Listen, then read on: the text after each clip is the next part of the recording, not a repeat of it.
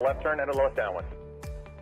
Cessna over the threshold, coming up on the white dot, at or beyond the white dot, left turn first available. I got a high wind coming up on about a half-mile final, clear to land at or beyond. Traffic on the left face, you're following a Cessna down low off your left. Square it up just a little bit, and then we're going to get you in. Start your descent, though. Start your descent on the base. Traffic on final, give me follow on base. Base traffic, start turning toward the numbers now.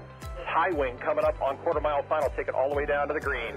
Cessna taxiing on the green, expedite down to the next hard surface. Get me some speed. There you go. Go, go, go, go fast. This is going to be good. I got traffic on a mile final. You're following traffic ahead and to your right. High wing coming up on the threshold. Take it all the way down to the green dot. 5 Charlie Sierra, 2 mile final. A mile final, turn north, and we're going to just make you, we're going to bring you back around. Jet traffic's coming up on about a mile and a half final. Runway 9 clear to land. Okay, all right, let's listen up, guys. If you're on final for runway 9, I want you to offset to the left. I got a jet that's landing on runway 9. The jet's cleared to land runway 9 if you can make it. If not, just continue straight ahead. It looks like you're going around for the jet. That's fine, that's fine, that's fine. Oh, we had one right in front of us, sir. Dragger. Let's see, what we got, a tricycle, put it down, tricycle, put it down, tricycle, put it down. Tail dragger, down to the green dot, then a left turn. Short final here, you clear to land on 9, all the way to the white dot, go down to the white dot. Find somebody to follow out here. Canard, just come to the runway and I might have to just send you around. That'll be fine. And for the jet, you just want to stay in this pattern or you want to go back out for an instrument approach? Stay in a pattern, Charlie Sierra. All right, just stay with me here for a minute. And my tail dragger, let's see, over the numbers, go down to the green. And Canard's going to have to go around. Canard, go around. Canard, go around. Canard, go around. And my high wing here over the runway, keep it airborne. Keep it airborne. Do not descend. Do not descend. You got a fast guy behind you. Do not descend. There you go. Keep it airborne. Keep it airborne. As soon as the guy behind you gets slowed down, I'm going to put you down. So keep it airborne. The one that just passed the white dot, make a left turn on the hard surface. All right, my high wing tail dragger, you can put it down now. You can put it down now. And Charlie Sierra, let me get you about a mile off. Let's see, Charlie Sierra, lost. There you are. Make a left-hand turn. I'll try to resequence you here on the downwinds. We'll see how it looks. Short final, you're clear to land runway 9 on the white dot. Clear to land on the white dot. There you go. And the tricycle left on the hard surface and follow the flagman. Welcome. Thanks for being part of the show. And let's see, just find somebody to follow out follow on the final. And as you get close to the runway, if it's not going to work, we're going to send you around and then try to resequence you. Now, who else got sent around that's not back on the downwind? The Canard? Yeah, Canard. All right, Canard, there's a Gulfstream up there that went around too. I just lost sight of him, but you're going to make kind of a left-hand turn and stay low. I think Charlie Sierra, what's your altitude? 3,200.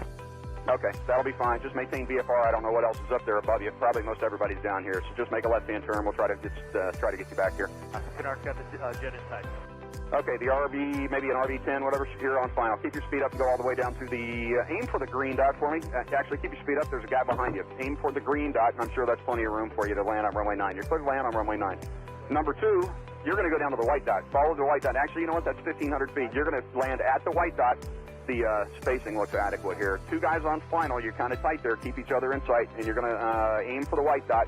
If it's not going to work, we'll come up with a plan B. We might have to send you around. The second guy behind you out there in about a 2-mile final. Are you slow enough to be able to follow that guy in front of you? You need to go around. Well, I probably shouldn't ask that because I had about 5 guys answer me, so I should know better than that after 35 years, you would think, right? All right, so let me see. The guy who's number 1, it's number 1. What kind of airplane is he? An RV type. All right, RV type. Keep it airborne for me. Keep it airborne. And I got a fast guy behind you. The number 2 guy over the trees there. Go ahead and put it down on the numbers. Put it down on the numbers. My first guy just coming up on the numbers at the over the grass at the numbers. I want you to keep it. T-minus 1 minute and counting. Hello.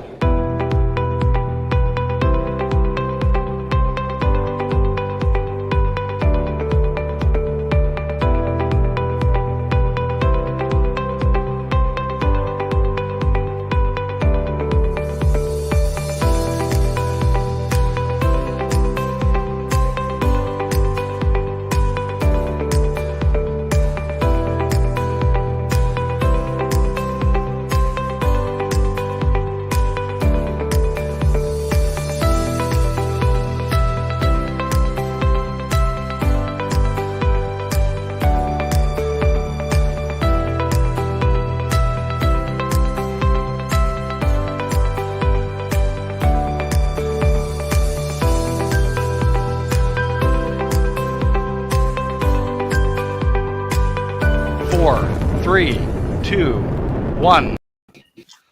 Hello.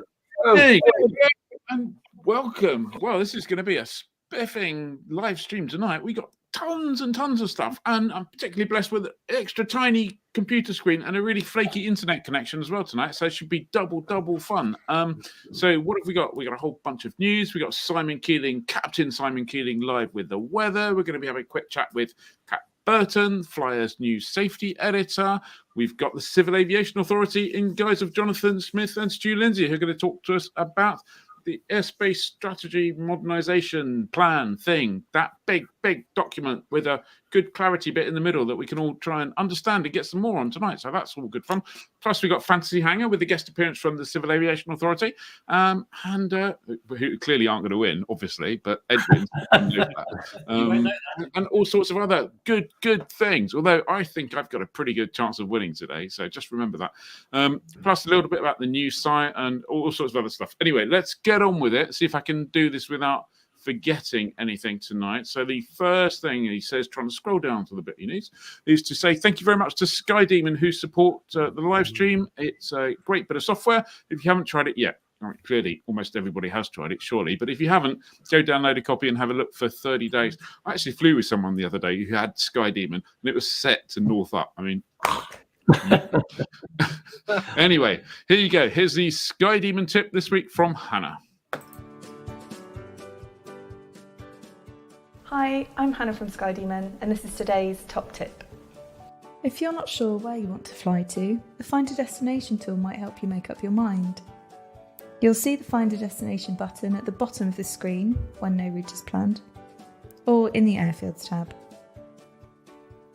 Once activated, the airfields on the map will display a bubble showing things like ratings, landing fees, and food availability. Some even show a ranking, which is based on the number of unique visitors to the airfield. Tap on a bubble to open the Airfields tab, then tap Fees, Fuel Facilities to see the overall rating, fuel prices and landing fees submitted by other users. You can even send your own feedback, which may help others decide to visit this airfield. For more information on using SkyDemon, take a look at our user guide, which you can access from our website.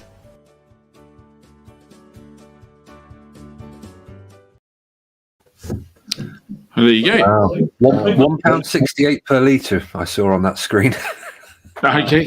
That probably wasn't recorded. I don't think that was recorded that long ago. I recently paid $1.99 a litre, which I thought was a bit punchy, but I'm going to guess that we're going to end up paying a little bit more than that. I've seen that at a petrol station recently. So, seeing that airfield, the airfield information stuff, I wonder whether SkyDemon should have like a random destination generator where you turn it on and it says today you're flying to, and it like scrolls around and goes ding. Actually, when we talk about Fantasy Hangar later and where we might want to fly with our last tank of avgas, there's someone submitted actually a route. David Eads submitted a route, which is, I think there's probably a bit of a market for no money, that is, for some really pre-planned scenic flight seeing routes that people could share. We need an area on our new website for flight seeing routes or something. We could make that part of Fly 2022. Yeah, we could make that part of Fly. Yeah, we could have a share your route Fly 2022 repository, even not depository. Yeah, absolutely. Great flying adventures. That's what we could call it. There you go. It's working brilliantly. Right. I think in the next technical thing, I'm going to try and bring in young Simon. So there we go. We're going to put him up in the top right. Easy and all. I like the young bit. Last like that. And, how you doing, Simon? Yeah, very well, thank you. Are you all good? We certainly are. I'm enjoying your Ishihara test shirt. I'm pleased, lad. I wore it especially for you. I thought so. It's number 11. I can't read it either. Yeah, you can try. There is actually a picture of a dog in here somewhere, but you'll find it by the end of tonight. It looks like a bit of a dog's dinner, a little bit like the weather this weekend as well. Let's see if I can get the weather up for you. Right. Let's see. Oh. Large Simon, small weather, or we're going to go large weather, small Simon? How am I going to do that? No, put it back to what it was in. Look, there we go. Well, that's a bit radical, isn't it? It is very radical. There you go. How about that? Moving around all over the place. Excellent. Okay, so this is how we look for tomorrow, Friday, actually. one of the better days. We've got rain coming into Ireland through southwestern parts of Wales, southwest England during the course of Friday, just on the included front you see here. I think early on, most parts of England, Wales and Scotland should actually be fair, but it is a deteriorating situation from the southwest with these outbreaks of rain moving away northwards. Notice on the cloud ceiling forecast here, remember this is the forecast ceiling, so that means that we've got broken cloud or more, and this is above sea level shown on here. You can see here that by sort of midday into the early part of the afternoon, we've got some yellows down here across southern England, southern Wales, getting into Northern Ireland, though that means bases of around 1,000 feet to probably 1,500 feet. The green is 2,000 feet plus. So if you can get out early tomorrow, I think that would be my top tip. Now, Saturday, actually not a bad day. Saturday looks to me to be the better day of the weekend just at the moment. Weak front just clearing away from eastern parts of England. That's going to have cloud on it. I don't think anything more than that. So basis on that, probably about 2,000 feet. Western Scotland, got a trough there. That may bring in some lower bases at sort of 1,000 to 2,000 feet and the risk of some showers in there as well. But elsewhere, England, Wales, most of Ireland, looking okay. Bases of around 3,500 to 4,000 feet plus. And I think well-broken cloud, good visibility, generally light wind. So actually Saturday looks to be the day at the moment, because Sunday, all a bit of a dog's dinner. Low pressure moving into Ireland, bit of uncertainty over exactly where this low is going to be. I think what it tends to do is drive an area of cloud and pretty heavy showers through Northern Ireland, through Wales, through southwest England during the morning.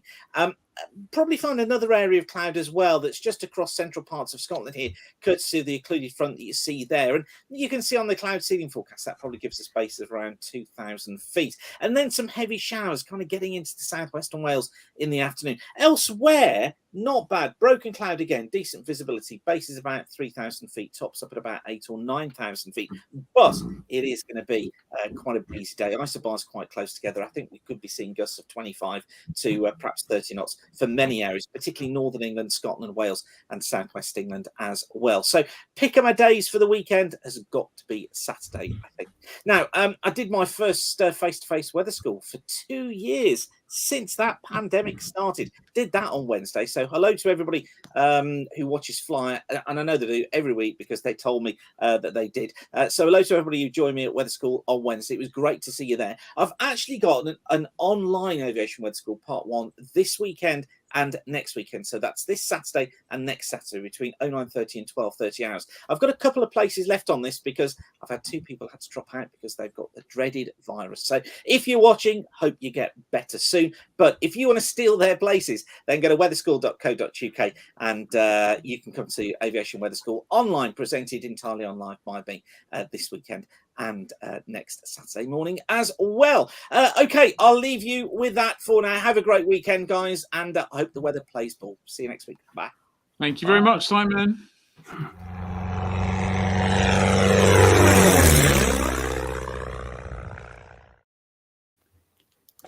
Look at that. The suggestion earlier of sharing fantasy SkyDemon flight logs.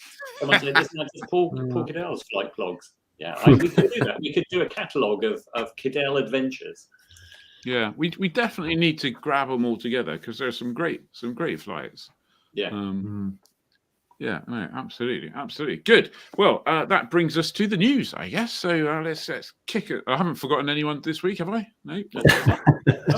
All good. Let's kick off the news with Dave. You got to store a lead. There's no lead in your pencil, I hear.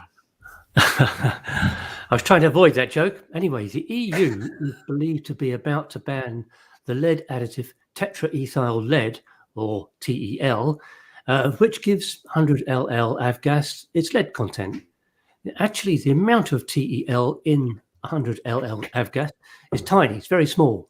But the ban, should it happen, will make it much harder to manufacture 100 LL avgas within Europe, meaning we'll have to import it, and that will impact supply and cost. So it only comes from Liverpool anyway. Yeah. Well, it's going to be harder for the people who make TEL, which is in the UK, to get it out to whoever manufactures it. So anyway, so it's going to be the talk is not actually banning 100 LL avgas; it's banning the additive. Anyway, the US is seeing something similar and has much effort to find an unleaded solution. And AOPA UK's Malcolm Bird, who's a director there, he told us that they support the use of unleaded fuel, which many aircraft engines can use, but it's a question of knowing whether your aircraft's engine can use it. So AOPA UK is pushing for the info to be more easily available to pilots and aircraft owners, including placards on fuel filler caps. Now, the real issue with 100LL is the fact that some engines, such as high compression engines and turbocharged engines, rely on the high octane unleaded fuel to avoid pinking, otherwise known as detonation, while some other engines need lead to protect the valve seats. So there's a whole bunch of aircraft out there which would be affected by a lead ban, not just for reasons of not being able to use unleaded.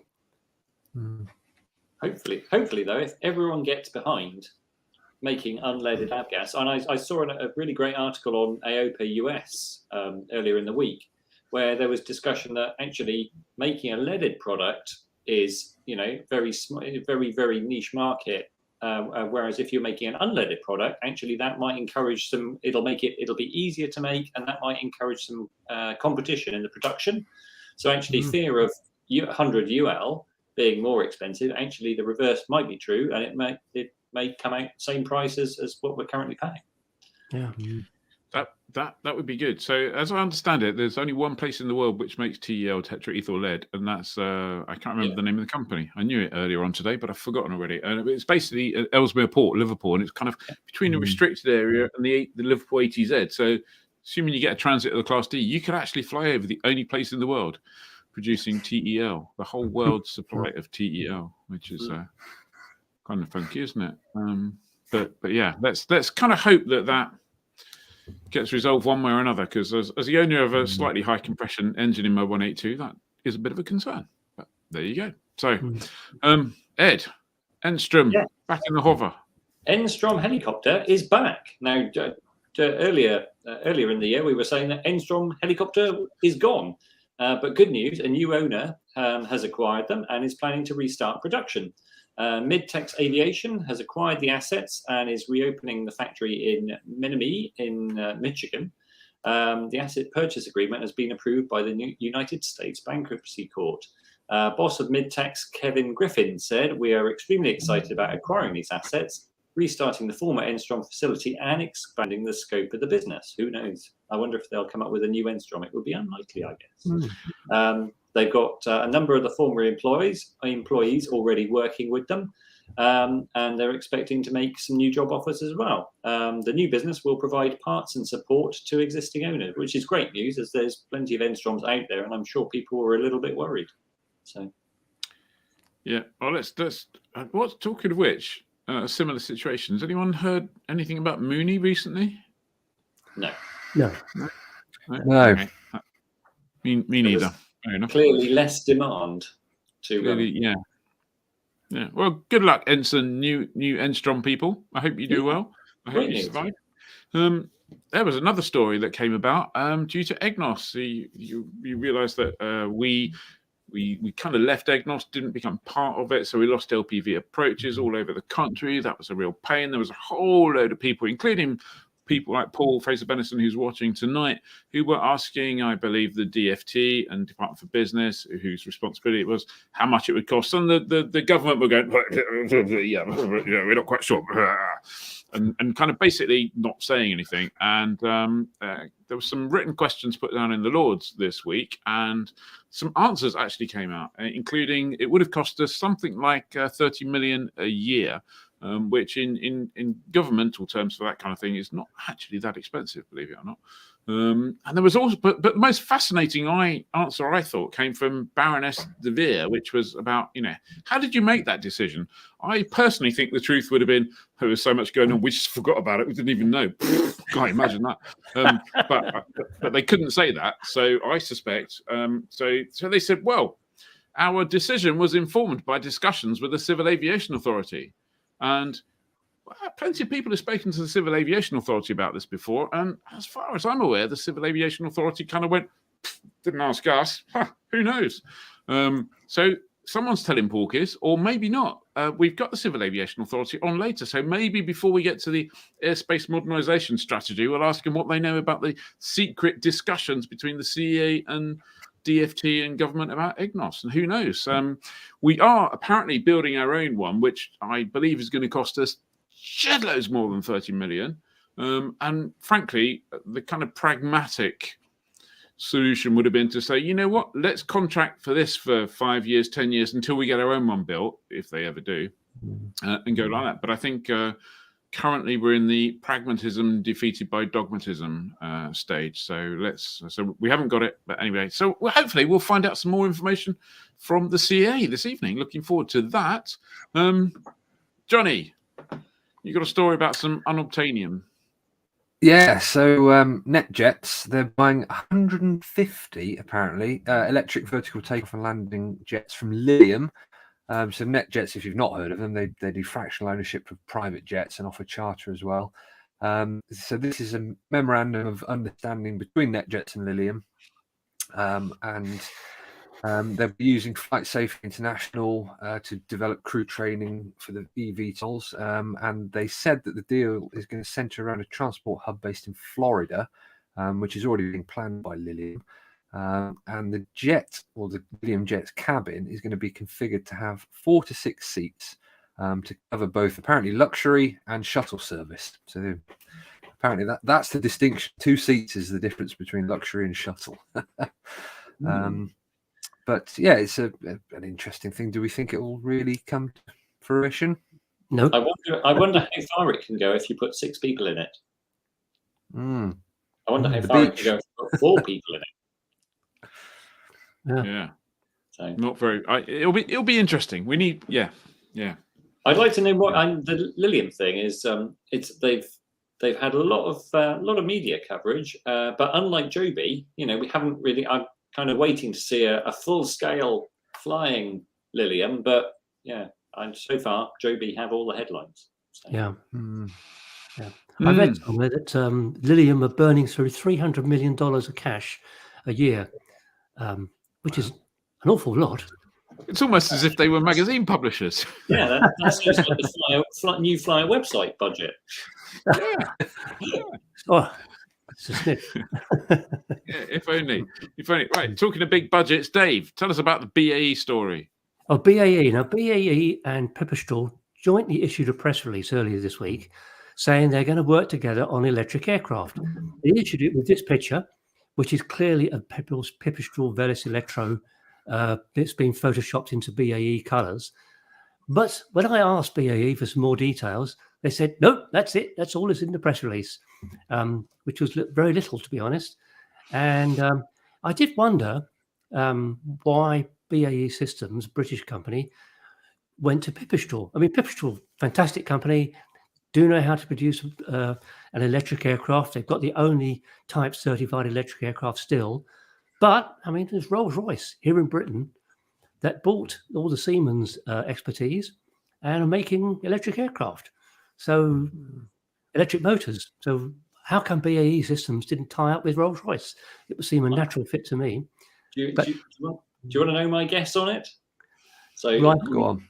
So last year there was the RAF issued a kind of request to manufacturers for a fully electric aircraft, for a fully electric training aircraft, and they put a whole bunch of specs on what they wanted. A whole bunch of it was it was not in step with what's currently available.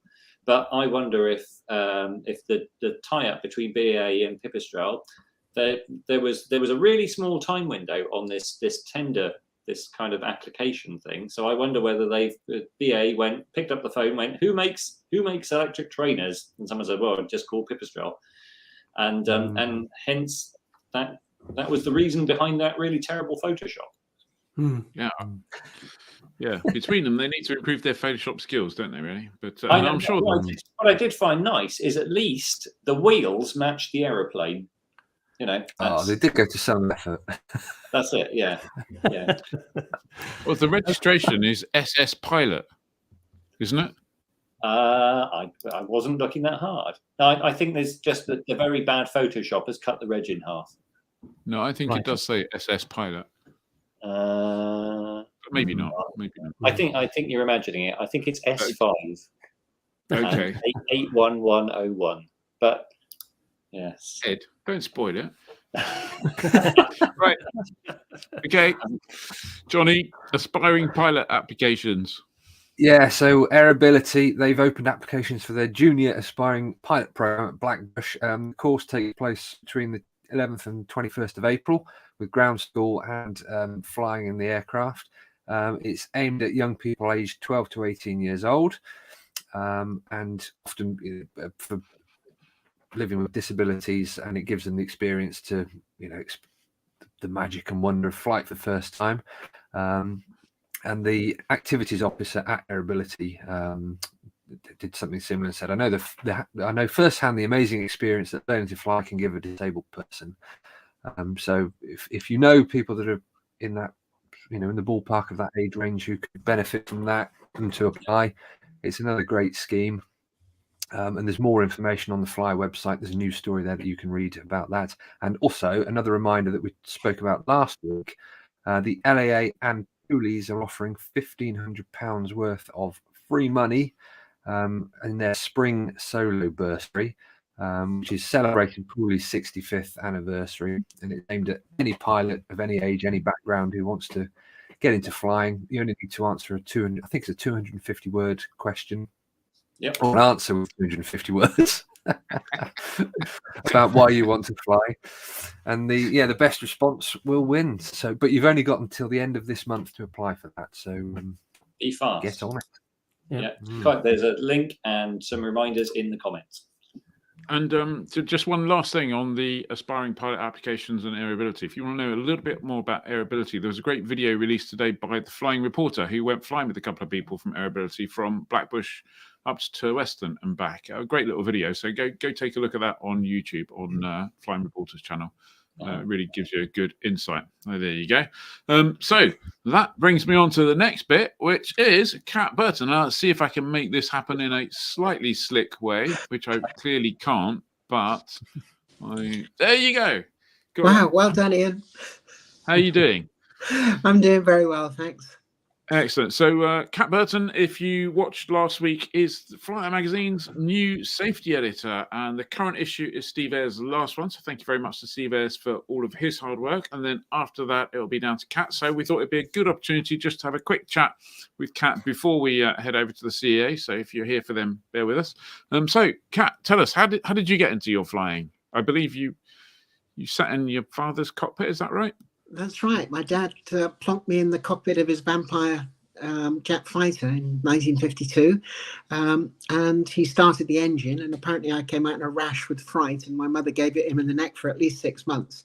But that was me caught. From then on, he mentored me. I was plotting and using a whiz wheel by the age of 6, and carried on from there, really. I became an air cadet, went solo in a Kirby Cadet Mark III, and on to a flying scholarship, and then eventually got sponsored by Cambrian Airways, the little Welsh airline, to get a CPL and instrument rating up in Perth at Airwork Services Training. And then about 18 months after I came back and started flying the Viscount, of course, British Airways was one of the 4 original constituent companies of British Airways. So I always like to say British Airways joined me in 1974. And how long did you spend at BA then? 45 years. Bloody hell. Yeah, I flew Viscounts as a first officer, then 737-200s, TriStars, and then eventually the 747s, both the classic, and then I was the very first officer on the 747-400. And then eventually came off the 747-400 to get a command. I was a captain on the 75767 fleet, but based down at Gatwick and the charter division, which by then was calling itself Caledonian Airways. Then they found they'd maybe come back to work, back on the classic, doing nothing but East Coasts all month. I eventually did 15 Atlantic crossings in 1 month. And then dug a tunnel, escaped back to the 400, which was my first love and still is my number one aviation love. But eventually the routes were all deserting the. So I spent the last 7 years with British Airways on the 777. Wow. So presumably, Boeing through and through. Yeah, well, that whiz wheel that you were operating at 6 hopefully didn't get used regularly while you were flying at BA. No, not really. Good. No. Good. That's okay. No, And so, what do you do now? So I retired from British Airways in 2017 and immediately stood up my instructor rating and joined Aeros Flight Training. I'm now the senior flight instructor at Cardiff Airport. Just finished today teaching a CPL student.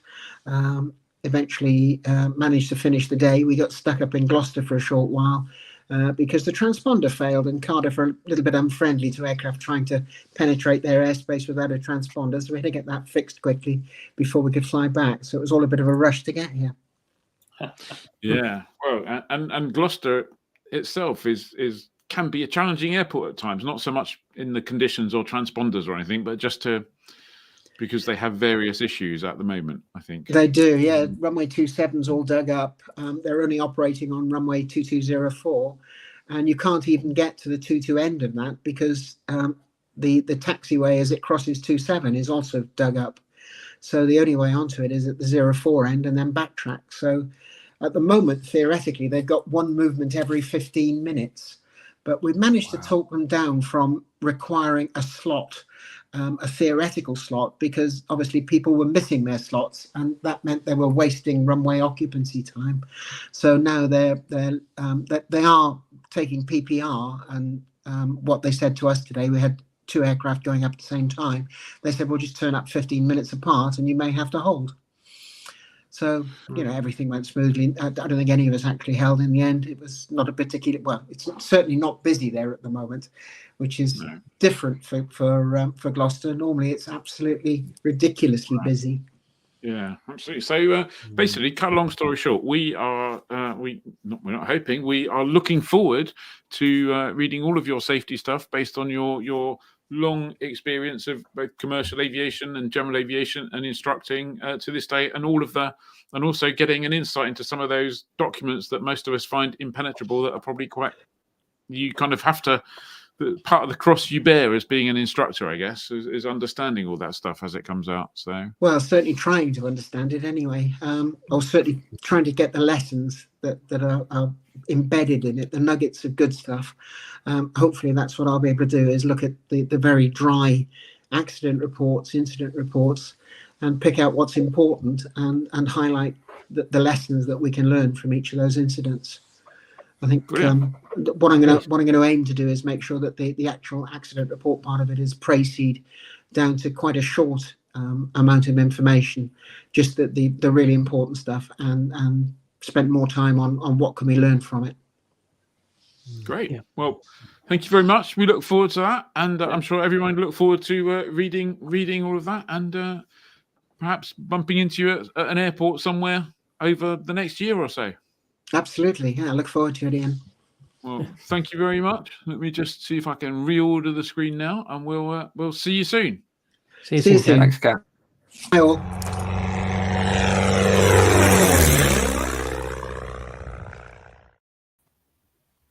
Fantastic. Okay, I've got to almost got this right. Hang on a second. Unfortunately, you can't prepare some of this stuff on this bloody software. It's the men from the CIA. Stuart Lindsay, Jonathan Smith, the United Kingdom Civil Aviation Authority. Thank you very, very much for joining us. It's been a long time coming having someone from the CIA on here, and we really genuinely appreciate your time and your expertise coming to explain all sorts of things about the airspace modernisation strategy, which has been, the consultation I think runs until April. Is that right? Yeah, 4th of April. Excellent. So, and it's not the shortest document in the world, but the part of general aviation is pretty good, and pretty it's one of those Civil Aviation Authority documents you can actually read and understand, which is good. Yes, they are in a sauna. Yeah, PFB, I know where you live. Yeah. Fortunately, when they first came on, they didn't have their cloak. No, sorry. Yeah, that's right. Yeah. Before we get into the airspace modernisation strategy, let's just have a quick sidestep. So, come on, you won't get into trouble about this. Nobody's watching. Tell us, did the DFT and the government listen to the CAA? Did the CAA say we don't care about EGNOS, or what's the truth? What did you tell them? So I can talk with a degree of authority because in my old role, we were asked to provide advice to the department, which I presume went to BAEs around what was EGNOS used for and what were the likely impacts of that. So we did provide that information. We did provide them what the impacts could be, what they might be, but we weren't part of the decision-making process, Ian. We did provide information to them. They then acted however they acted on the information. And in the run-up to that Christmas is when we were confirmed it wasn't part of the negotiated agreement, because no one knew what was in the negotiated agreement, because it was all one thing. If we all remember that time, there was no deal until there was a deal. So we were then switched, it was my old team, switched into the role then of, okay, how do you now manage the fact that assured access, because the EGNOS signal is still there, how assured use of that signal had gone. So no, our role was to provide advice guidance around what it was used for and what the likely impacts would be if it had been removed. I'm going to guess that advice you provided will probably not be visible under FOI or anything else. I'm imagining that will probably advice to. I think advice to move. We did an FAQ, Ian, and to be honest with you, everything was in that FAQ, and I'm pretty certain it still exists. And I'm happy to find that FAQ if we can't. But that was there. We did do a if you can ask questions at the time. But as I say, like everybody else, we didn't know the outcome until because it was. Yeah. Well, it was the whole deal. Was the whole deal, wasn't it? That was the at the time. Yeah. Well, and obviously it's gone at the moment, and who knows what's going to happen. But anyway, we're not here to talk about EGNOS. We're here to talk about the airspace modernisation strategy. But before we do, just give us a very brief. I mean, who are you? What do you do? Okay, so I know a few people in this call, and as I said at the beginning of this call, is my Thursday night, so I do tend to watch this anyway on a Thursday night. So I'm Stuart Lindsay. I'm head of airspace modernisation now. I used to be on the regulatory side of the business, but I've now moved complete divisions in the CAA to the strategy side, and I own that 94-page document, which I guess we've listened to the comments, and we'll come on. I'm sure we'll touch on that in a bit around that. And I've been given a very specific task, which was we have a current AMS. Do you know what? It does mention GA, the current one. It does mention new entrants, but actually it was quite, there's a lot of good stuff in there that needs to continue to exist, but actually to broaden it, to make that far more holistic. So that's my job, is to more holistically, which is why I persuaded this guy, who's interested in many of you know anyway, to come back and help me do that. Yeah, Jonathan Smith, career air trafficker, spent an awful long time in NATS. I was NATS's general aviation lead for a while, ended up as the terminal control safety manager down at Swanwick, and then went and did a secondment. NATS tend to second a couple of posts to the Civil Aviation Authority. Finished with NATS, went to work for the Civil Aviation Authority, hated it as a full-time employee. I couldn't get my own way, kicked and screamed, and in the end left and did a year with in industry with Avionics. Stu persuaded me to come back to focus on the GA aspects of the AMS and the stuff that has made the cut into the consultation, which is live at the moment.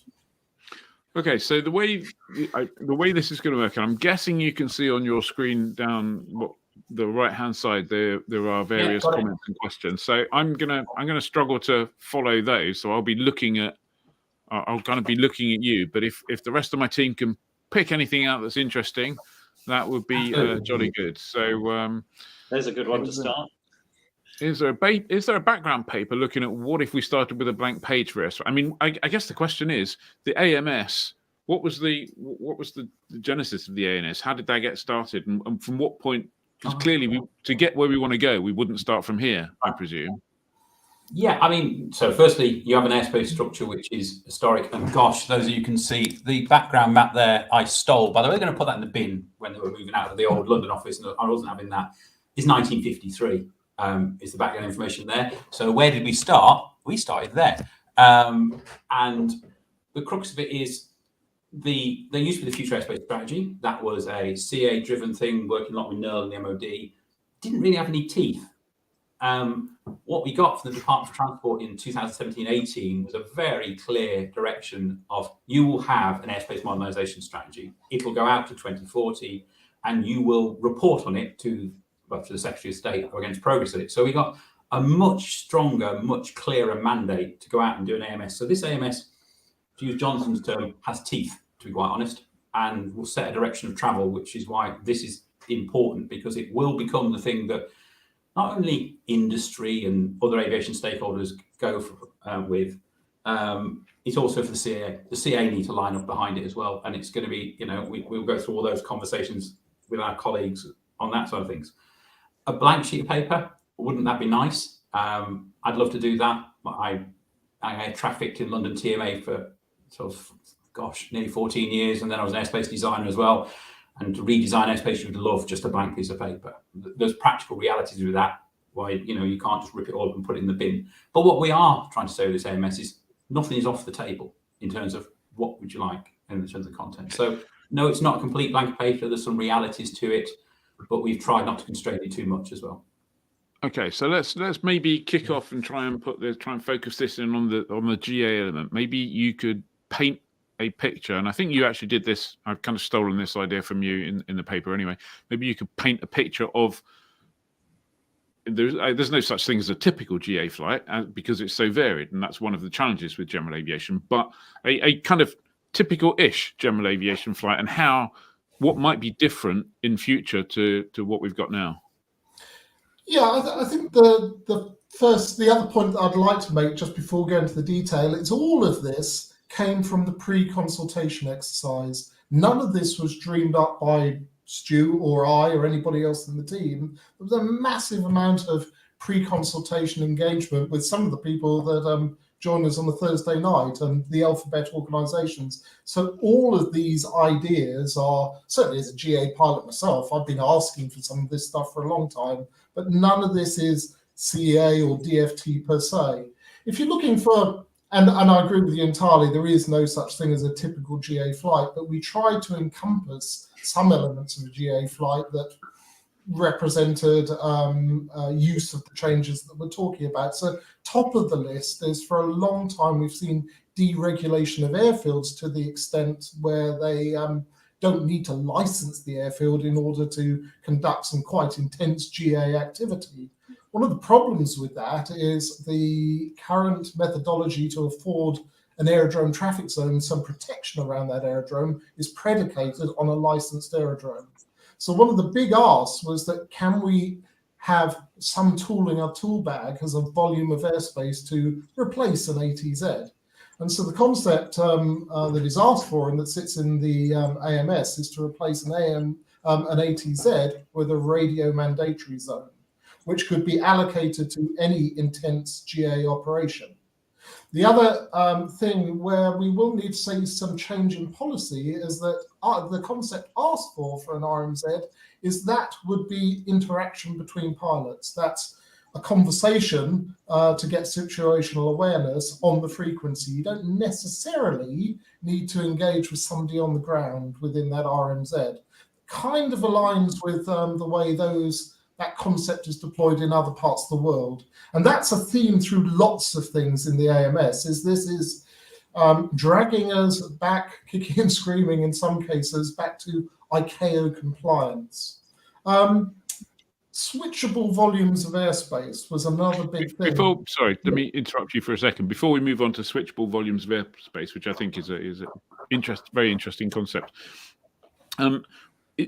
If you replace an ATZ with an RMZ, what might the differences be? Because so if I have my cynical hat on, which I think I've got over here somewhere in a minute, you go, well, okay, so you change the name of it. That's a bit like going, well, we've got a basic service and a traffic service. We could change the names of those. And well, the key thing is that volume of airspace, that protection would be available to Tir Western would be a really good example. Chris Brown up at Tir Western has long argued that he's grown the operation as an unlicensed establishment to the extent that they're quite busy, and he would like to be able, in the management, the safety management of that operation, would like to be able to afford his operation some sort of protection, so that known traffic environment.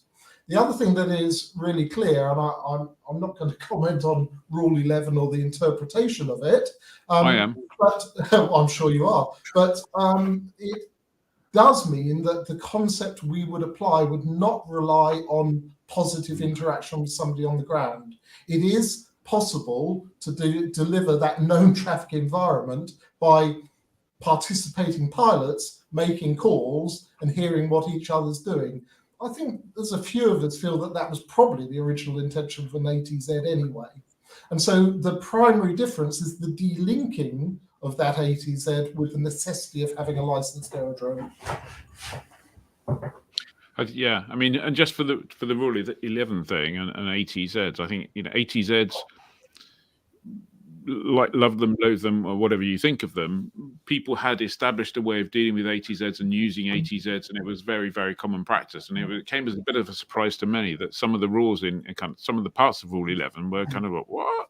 And I certainly remember getting some written answer from the Civil Aviation Authority about exactly what you had to do if you wanted to obey the law, and that involved kind of, you know, if it's a really busy frequency and you're 4 miles out or 5 miles out and you've already spoken to someone, when you get to the ATZ boundary, if someone's talking on the radio at that point, you do not go in. You establish an orbit outside until it becomes clear, and then you get in. So people who've already got that situational awareness of, oh yeah, traffic 5 miles to the north inbound, then actually that traffic could be 2 miles to the north orbiting for 5 minutes. You just don't know. So it was a very, but the Civil Aviation Authority rule at the time, or still now, in fact, or interpretation of it, I should say, is actually if you're taking off and you get to the ATZ boundary and you can't get a word in for whatever reason, you don't have to orbit inside it. You can go out and just tell them when you can. So it was kind of slightly inconsistent thing. Anyway, let's not deal with that, because I think,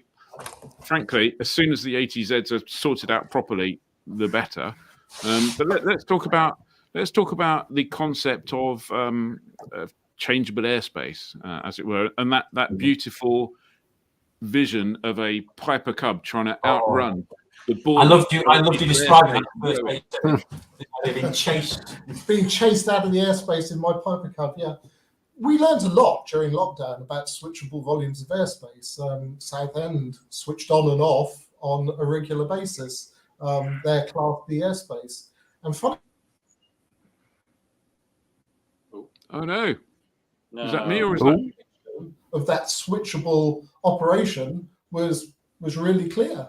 The highlighted green boundary made it really easy to interpret that something was different about that volume of airspace.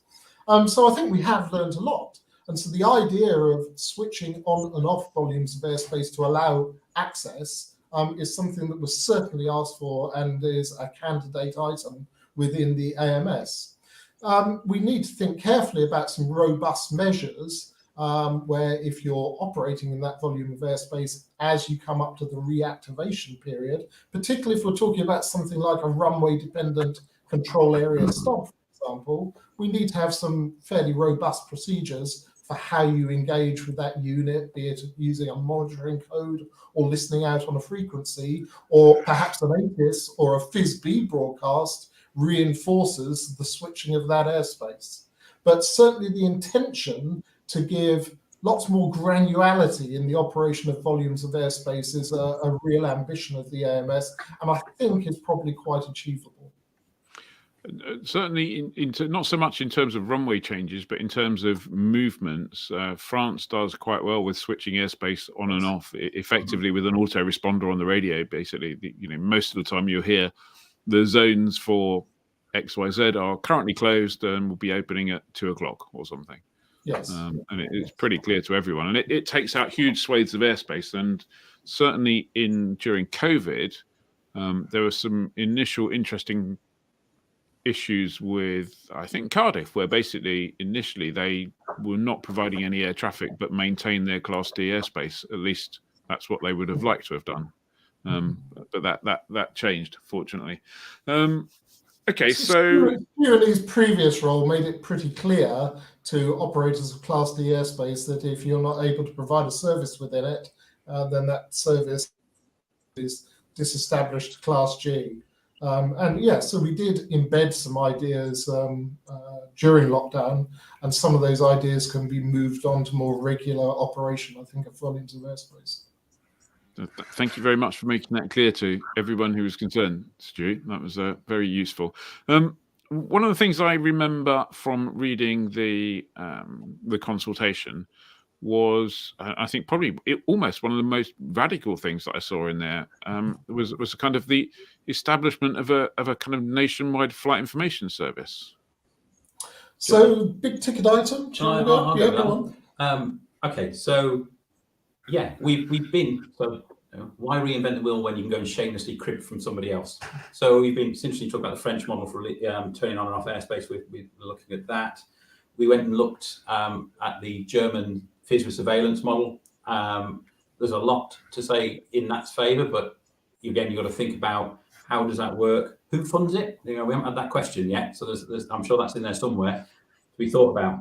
There is service FIS is a state requirement. We are required as a state. We are obliged under ICAO to provide FIS. That is mainly discharged through the NERL license. Sorry, NATS. Let's just say NATS, so confusing things, to the NATS license. So they draw money from the en route fee to do that. And everyone on this call knows FIS East, West, North, and Scotland. That's done, and then we substitute that with LARS. I would argue right now that is coming to the end of its useful life. LARS has served us very well, but probably is time. It doesn't give you coverage when you want the coverage, and things like that. So it's an aspiration to get to something perhaps like the German model. We'd have to look at the various ways that's funded with the German model, but basic FIS we are required to provide, and anyone who's just using basic FIS doesn't pay for that, because we are required to provide that as a state. So I think most important for me out of this consultation is, if that is something that appeals to somebody, this surveillance-based FIS, i.e. the German model, then we need to hear that loud and clear for the consultation, because if we're going to try and progress that in some way, we need a mandate to progress that. Now, nobody wants that, and that's the thing to say about this consultation.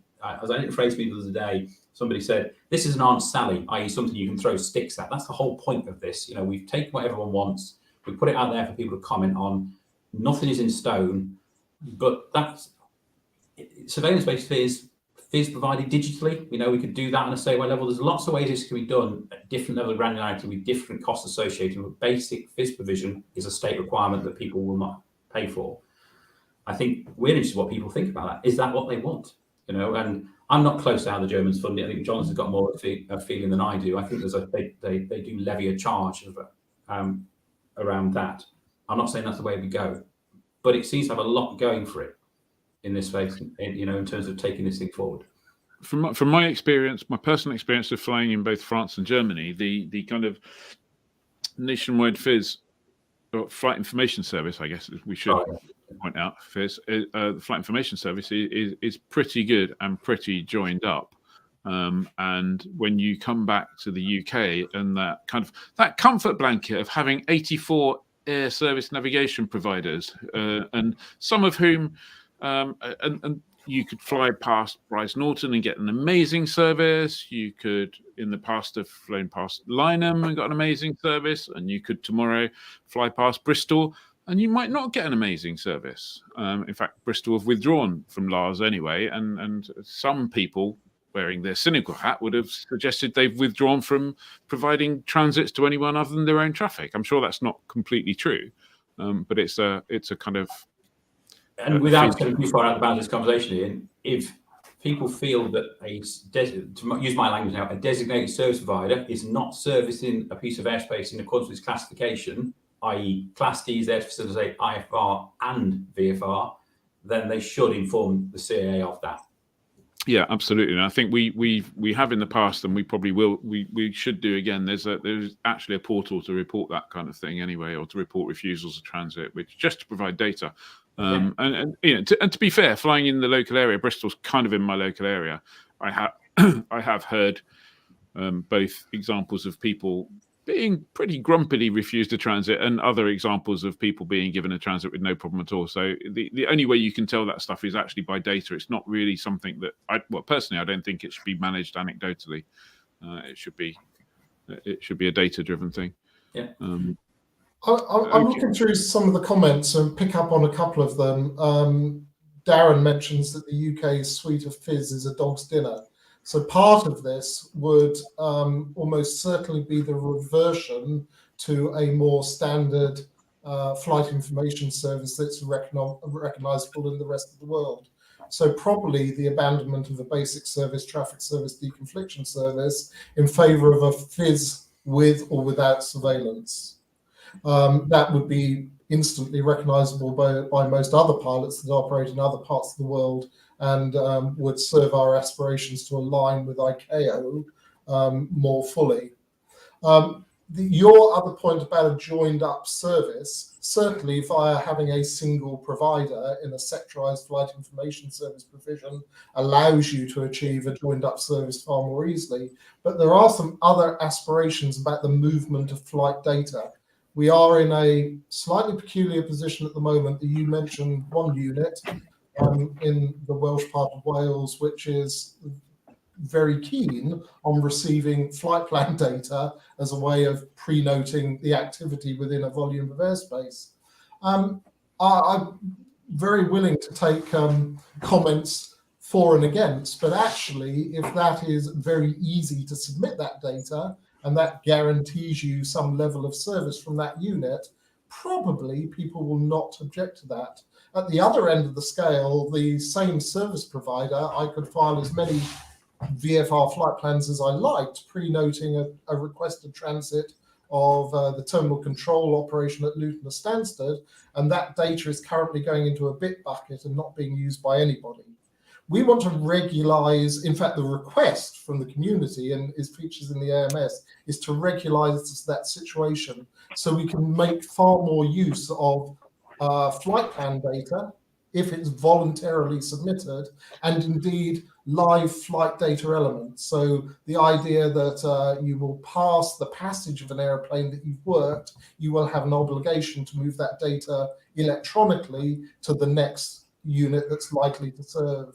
And that's a really concerted attempt to deliver a joined up service and give something back for the possible voluntary submission of a flight plan. So I think this is a good time to talk about the perception of general aviation in the ASM or AMS. Sorry, not AMS. In the airspace modernization strategy. Yeah, that was something different. You know, submitting a flight plan, and in order to get something that you might get something back and get some benefit from, it is, you know, some people will do it, and I'm personally I would be against the mandatory submission of flight plans. I think general aviation is generally suffering from kind of that increase of you need to PPR here, you need to email to get a slot here, and it's like it just adds those extra 15 more steps to 5 different people just before I can go and check the fuel on my Cessna or something like that. So it's all very well putting in a flight plan if I decide to take off and go to Blackpool, because I know I'm going to go through Liverpool and stuff like that.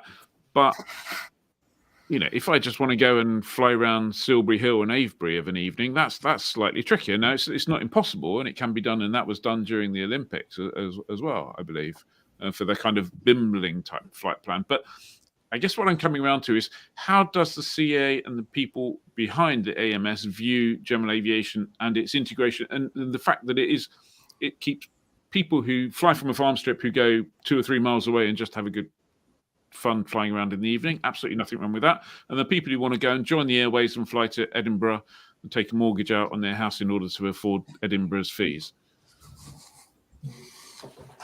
Right, I'll start. Jonathan will correct me. So we said one thing, the intention of what's come out of the AMS, and again, this is what's up for consultation. And again, you'd expect to say this because this has come from sort of representative organisations of GA and individuals from general aviation. And by the way, GAs are massively diverse. So you say, what does CA think of GA? I'll sit here and say there's so much more to aviation than just commercial air transport. There is. GA is everything that isn't military and scheduled commercial air transport. So it's everything to the guys I watch Butzeril that throw themselves off with a hanky and something the size of a hairdryer strapped to the back, well, each their own, and all the way up to business aviation. So it's an incredibly broad church. We are not talking here about a mandate to file things. We think there has been things in the past that GA have participated in, which if you take a very human level in this and say, what's in it for me, actually it'd be quite difficult, to be honest. They've helped the system, they've improved the system. I'm quite content that they've done, but actually for those people, what's in it for them is quite a difficult one to answer. What I'm trying to go with this AMS this time is say, share information, and actually not wishing to big up your sponsors, but use, if it can come from the back end of their kit, the information, the way you're going to go for a bimble, great. You allow other people to know what you're doing. If you want access to controlled airspace to be easier, I am, and I saw the comment about 2 air traffic controllers in the AMS, but we are trying to listen, deeply with the pilots on all of this. Is I know as an air traffic controller, if something called you, and yes, I'm out of date by 10 years, I'd say I'm for over 10 years, but if something calls you out of the blue, sometimes it's more difficult to integrate it. Whereas if the information is there and it's in advance and you've got it and it's come via SkyDemon or whatever, SkyDemon, great. You've got more chance of getting in. So what I'm trying to do, and it's a bit like, I don't want to open the whole kind of words about EC, electronic conspicuity, because what that actually looks like isn't mine. I need to say what I'd like EC to do. That's my job. Is do this, please, because if you do this, you'll get back this. This will enable you to manage yourself. It's not about managing GA at all. It's about giving you the tools to self-manage yourself more and get access to areas you couldn't get in the past easier. And that's really why I want to try this AMS. So that's the message. That's why the bimble, we would ask people to, stick it in your SkyDemon, and yes, hopefully that'll some way come out to us and we can use that information to let other people know you're around. And we can't forget in all this, Ian, is the pressure from the new entrants, to also be enabled, because let's be honest, putting beyond visual line of sight drones in segregation is a pain for other flyers, for the CAA, for them, and we need to find a way of unlocking them, because that's not a sustainable model going forward. And so again, I think if you can tell people you're here and I'm going to fly around Salisbury, great, but at least let other people know, and then they can plan around it. But we are not talking a mandate here. In that. I'm not talking about a formal flight plan, to be honest. Let me just have a little specific question there. Why is it difficult to integrate it, Stuart? Because the GA pilot is being difficult, or because the ATS hasn't planned for it? So I think the way I should phrase that better is it's just easier to integrate it. I think if you've got the data, it's easier. I mean, now I'm going to talk paper strips now. I'm sorry. I know they're on electronic flight progress strips now, but in the old days, you had to write the information down as the pilot was calling you, and you'd write it, scribble it all down, and all of that. I have been guilty in the past of feeling a bit too busy to do that and say, I'm sorry, I'm too busy to talk to you. I know I have. It's different now, but they've still got to enter all that information digitally when you call, because they have to have that information on a strip in front of them to make it work. So in that time when you pass that initial contact, that message, there's quite a lot of information exchange. They're putting all that in. If that's already there and they're expecting you, it's just as a controller, your world gets that a little bit easier, because it's pretty forewarned is forearmed, and also you've got the details. Fantastic. Is it a guarantee? No, it isn't. But actually, the proof of the pudding, I think, will be in that. But also, I go back to my earliest point. Class D is there for facilitation of IFR and VFR. It's not just there, it's not mutually exclusive. Well, unless you're Farnborough and trying to get a massive part of it just for your own private. No, sorry, we shouldn't go down that route. Or unless you're Bryce and you want to get people to get your little 2-year-olds to design it with crayons and make it really, really complicated. So this is a current consultation that ends in early April, and I would strongly suggest to people that they go and they have their input. But the question I'd like to ask is, what can GA pilots do beyond that? We can certainly go and put in the input, and certainly a whole load of the stuff is a whole load of these potential outcomes are really good. But often, the devil is in the detail, and the devil's in the application of the plan. So you can have something that, on the face of it, is absolutely fantastic, like an RMZ or something. But we've seen some examples in the past where where the Civil Aviation Authority, for example, has put out some information on its policy around danger areas. And its policy around danger areas, you go, well, hang on a second, where did that come from? That's kind of, well, that's almost made up. That's not what the law was. That's the CA's interpreted. So how can we protect against saying, you know what, we think this RMZ, radio mandatory zone, is a good thing, or a TMZ if it's got an approach, that's a great thing. And then all of a sudden, at some stage in the future, layers get put on top of that where you go, yeah, well, that was a good thing, but we've had to change it to make you really need, you know, et cetera, et cetera, et cetera. How can these things tend to grow rather than get reduced? I think that's a very reasonable challenge. As part of the delivery plan, we want to dip our toe in the water with some of this stuff. One of the other things we haven't mentioned yet is the electronic obstruction beacons. We want to try marking via some electronic emission the presence of some point activities. Cable winch launchers at gliding sites would be a good example. So think of the analogy as the old-fashioned aerodrome pundit beacon. You switch it on when you're conducting the activity and you switch it off when you aren't. There is some money in the AMS support fund, which is a pot of money to help the deployment of the airspace modernisation strategy, for us to dip our toe and do some experimentation about the deployment of this. And those particular beacons that I've mentioned is a candidate item at the moment, that we want to see those beacons deployed. We want to test the usability. We want to engage with the GA community as to whether they depict properly in consumer avionics or in SkyDemon. Do they represent a good safety mitigation to marking these point activities? We want to really, as part of the delivery of this airspace modernisation strategy, engage with the GA community in the development of these concepts. The other fairly big ticket item is we are intent on a flight information service broadcast as a national asset. Now, we have the opportunity within the ICAO specification of what you can put into FID B to do some quite relatively unique things. You might say, well, I want all the package of stuff that I go when I go on my holidays in North America. Or you might say, we're going to use it for the switching on and switching off of the additional notifications of these volumes of switchable airspace, for example. We really want to experiment on some trial deployment of this stuff and measure its usability or adapt it as necessary.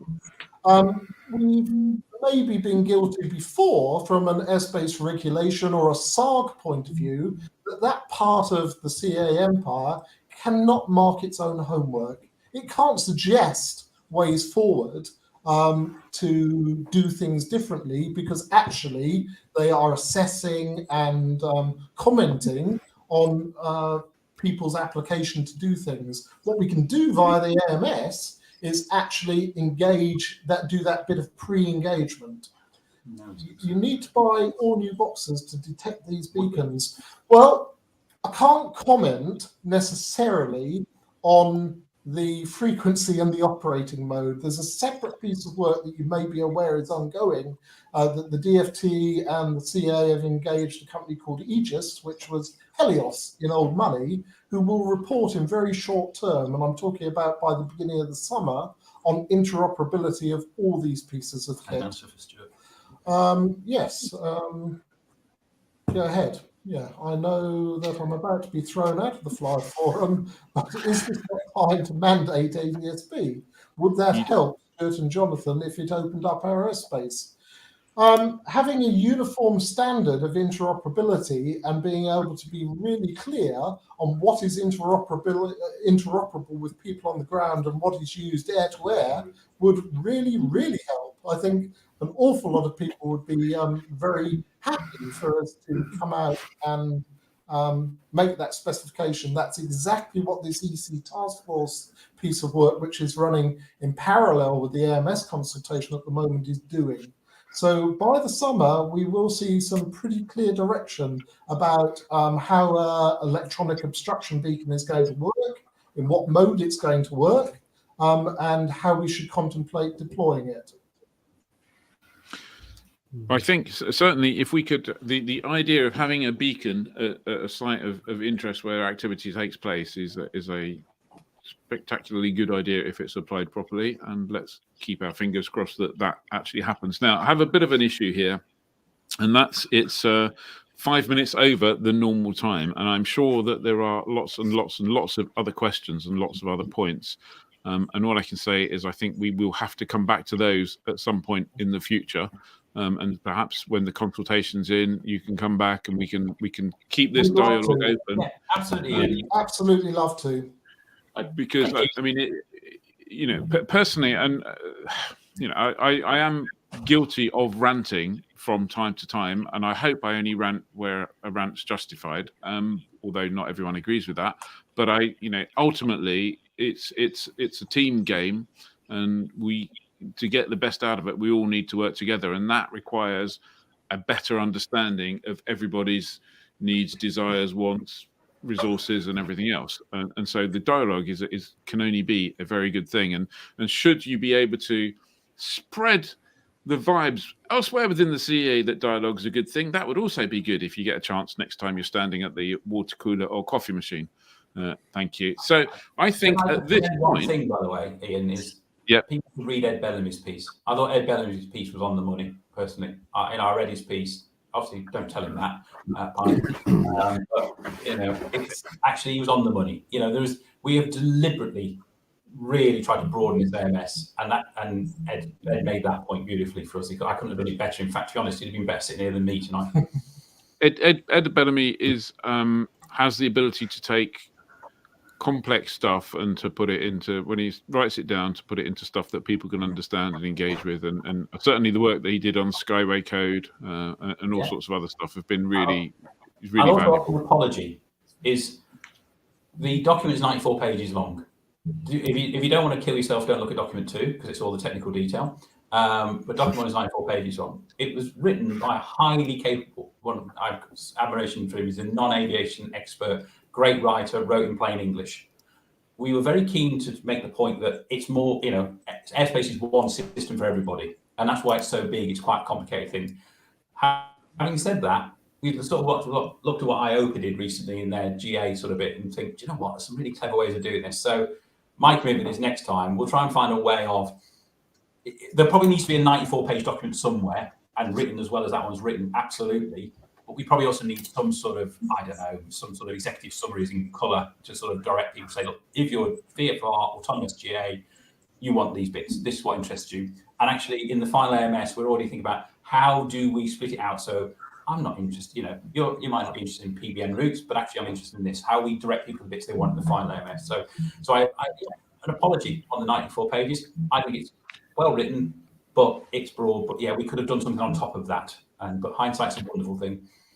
To be honest, for the CEA, it's a pretty good document. The man who wrote it, I might even be listening. He'd be delighted because he is, he's a superb writer. My heart sank when I first looked at it. I thought, this is going to be hard work. But actually, it was a pretty good, approachable document. So we're in the honeymoon period. There's lots of stuff on paper to like. Yeah, sorry. That's okay. Congratulations on your honeymoon period, both of you. Anyway, I'm worried. Apparently, you're beginning to have an influence on the audience because Stuart Rue said Stuart and Jonathan win Fancy Hangar tonight. We want to stand and fall by our We are going to win. If it was Fantasy Sauna, they might, but it's Fantasy Hangar. So I think at this point in time, I'm going to say, Stuart, Jonathan, thank you very, very much for your time. Thank you for coming on. Yes, of course, we'll come back. There's been a suggestion, if you come back, that would be great. And there's certainly tons and tons of stuff to talk about. And a kind of a good dialogue is a very good thing. So let's keep that going. And in order to that, let's play Fantasy Hangar. Yeah.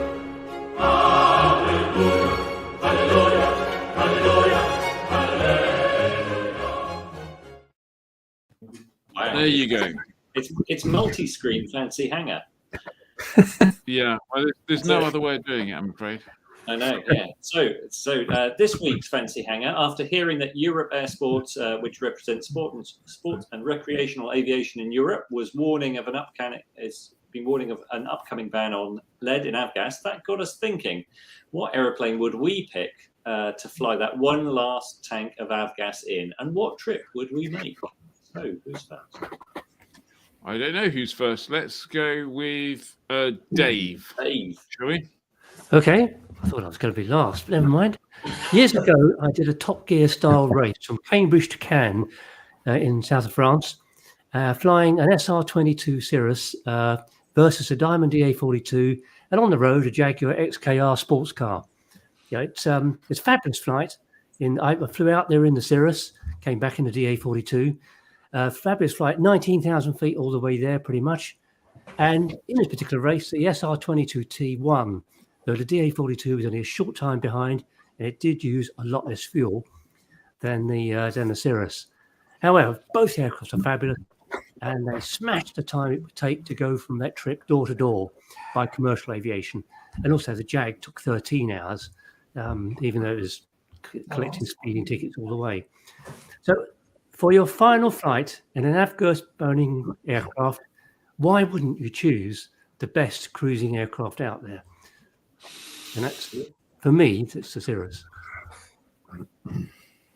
Okay, that's a choice. A choice. Timing with faint praise. Let's move on to Johnny. Yeah, right. So it was a bit of a tough decision because I kind of thought this one,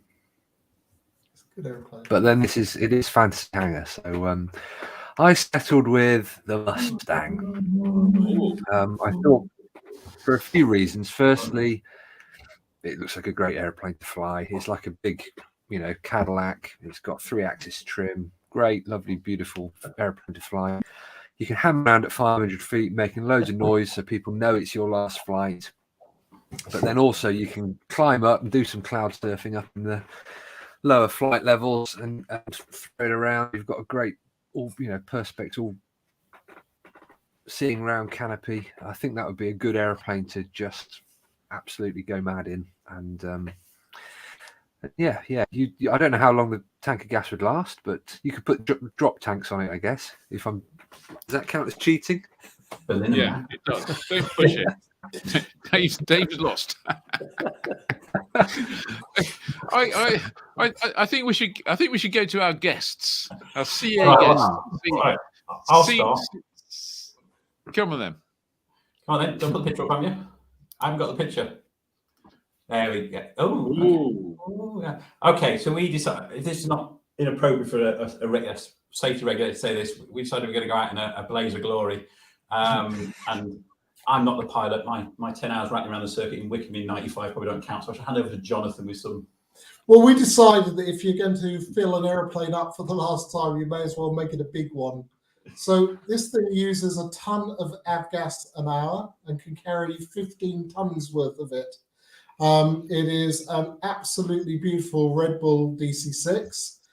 Which means we could have 15 hours worth with the rest of the AMS team float and the ops team, and anybody else on the flyer forum that votes for the AMS can also come with it, and we can float around the Austrian Alps for 15 hours and waste those last 15 tons of avgas before we 1 ton an hour. 1 ton an hour. Absolutely beautiful airplane. The rest of them don't bother. At the moment, all I can feel, Stu and Jonathan, is the fact that Greta Thunberg, if she was watching, obviously this doesn't fit with the zeitgeist at the moment, and this is fantasy. I'm looking forward to Greta's contribution to the AMS. I think yes. If she was doing fancy hangar, Richard Kennedy says Avellis Electro. Oh,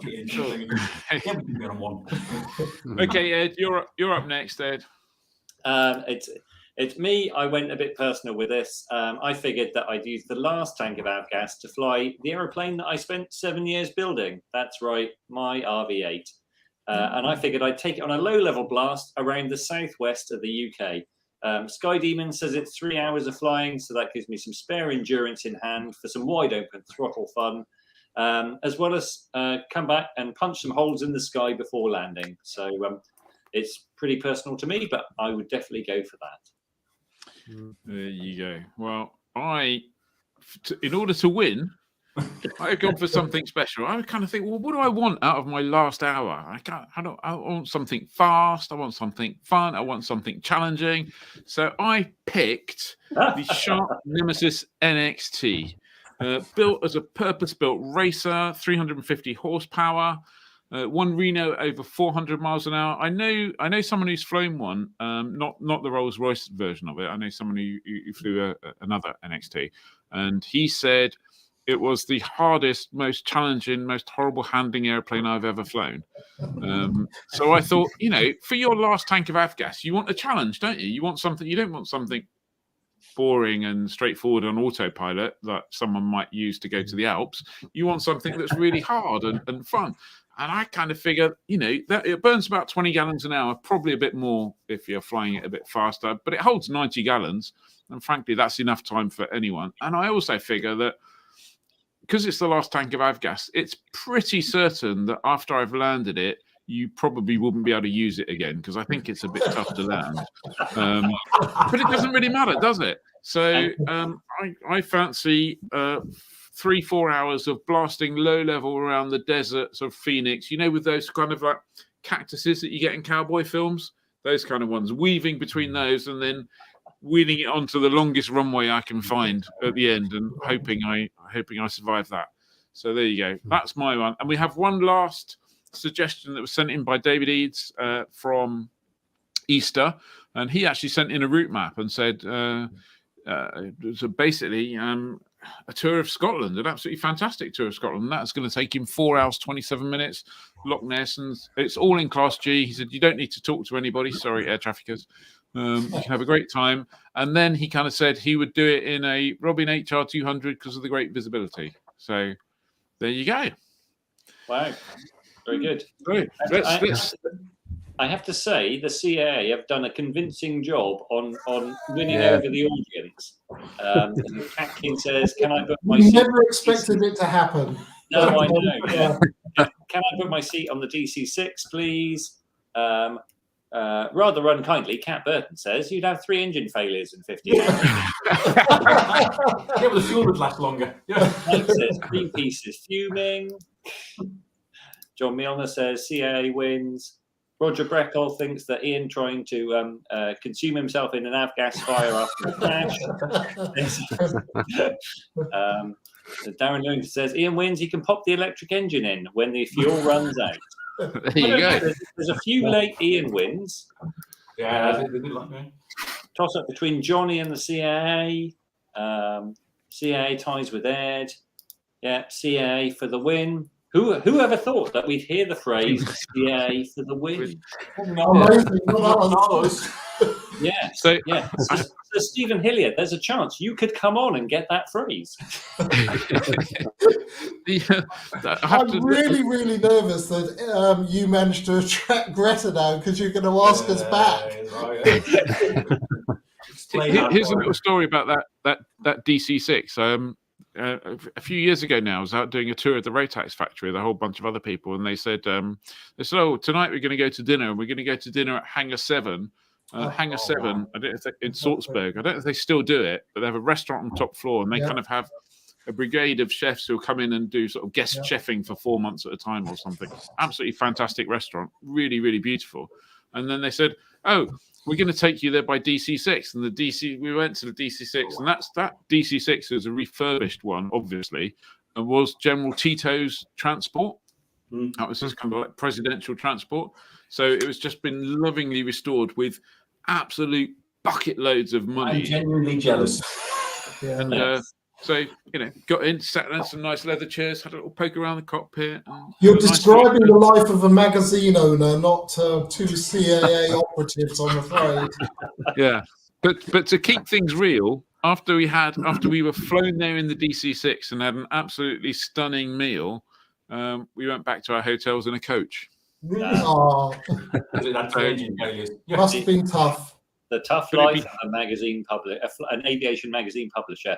Just to confirm the CAA win, CAA loved the DC-6, CAA have edged it, and finally, oh no, there it is. CAA wins, but they need to take Greta for a ride. No comment. I'm really worried she's going to pitch up.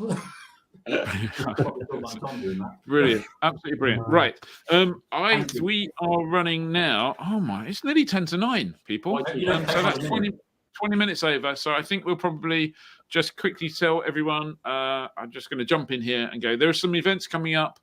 Is there any events coming up this weekend, Dave? No. Great.